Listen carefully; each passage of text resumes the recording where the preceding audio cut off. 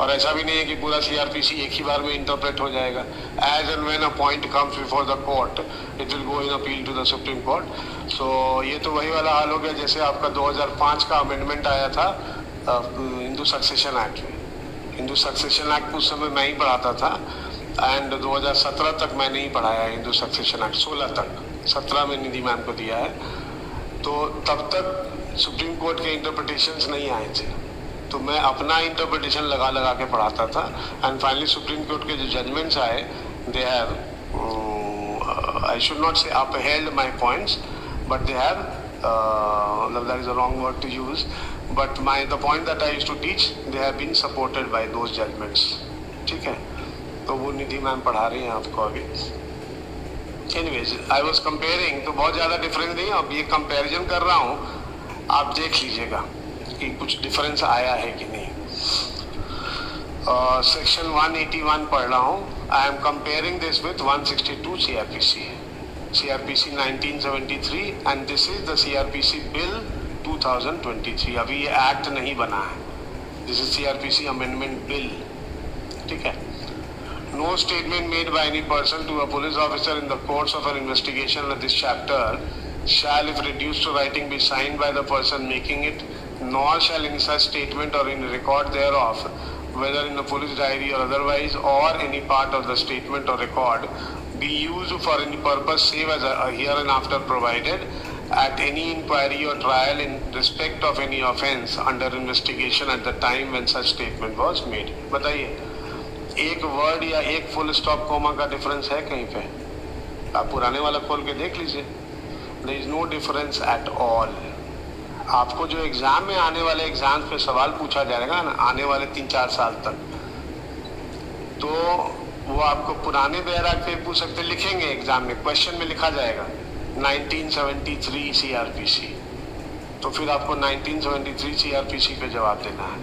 अगर 2023 या 2024 CRPC पे पूछेंगे then you have to go to the new barrack, और न्यू बैराक में सेक्शन नंबर बदल गया है लेकिन language is exactly the same. Most of the sections 99.9% sections, थोड़ा सा अब क्या किया है ना इन्होंने, थोड़ा सा रिफॉर्म ओरिएंटेड कर दिया है। तो कुछ सेक्शंस रिफॉर्म से related, reform means what,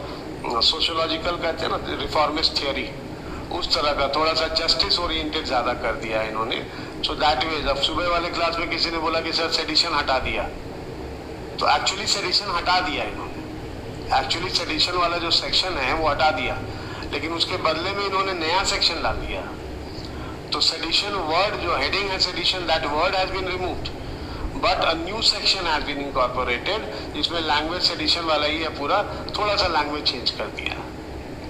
sovereignty, unity and integrity से रिलेट कर दिया। So they have brought about some changes, जैसे आईपीसी में उन्होंने सेडिशन वाला चेंज किया है,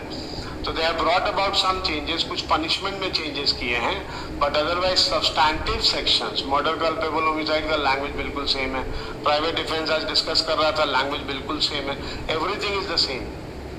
excepting that the section numbers have been changed and in some sections which are peripheral sections जो हमारे एग्जाम के लिए बहुत ज़्यादा इम्पोर्टेंट नहीं है, हालांकि कुछ सेक्शंस हो सकते हैं जिस सेडिशन वाला इम्पोर्टेंट है,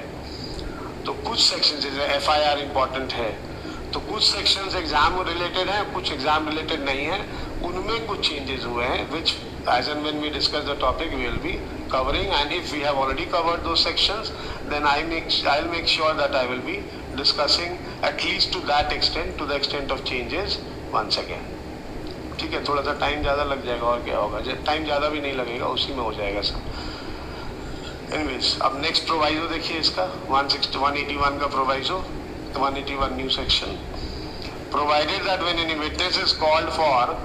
the prosecution in such inquiry or trial whose statement has been reduced into writing as aforesaid, any part of his statement if duly proved may be used by the accused and with the permission of the court by the prosecution to contradict such witness in the manner provided in section 148 of the भारतीय साक्ष्य अधिनियम। अब पहले ये 145 था, अभी हो गया 148, है सेम लेकिन भारतीय साक्ष्य अधिनियम हो गया। ठीक है, तो 145 की जगह 148 आ गया। And when any part of such statement is so used, any part thereof may also be used in the re-examination of such witness, but for the purpose only of explaining any matter referred to in his cross-examination. Same है language, excepting ये भारतीय साक्ष्य अधिनियम 2023 और साथ में 148. Next,